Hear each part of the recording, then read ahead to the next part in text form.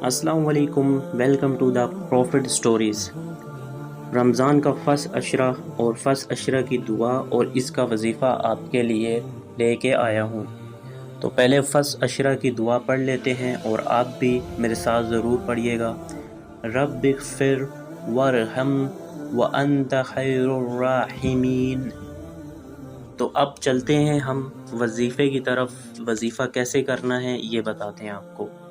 ماہ رمضان میں 7 بار سورہ یاسین، 100 بار درود ابراہیم اور 10 بار اس عظیم اللہ الصمد ضرور محبت سے پڑھ لیں۔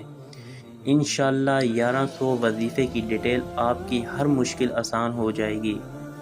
اگر کوئی بھائی یا بہن بیان کیے گئے وظیفہ نہ کر سکے یا وہ اور بھی خیر و برکت، رزق، دولت اور کامیابی حاصل کرنا چاہتا ہو تو وہ ماہ رمضان میں درود ابراہیم کو مشک، عنبر، زعفران اور گلاب سے تحریر کر کے اپنے پاس بھی رکھے اور اپنے گھر میں بھی ضرور رکھ لے۔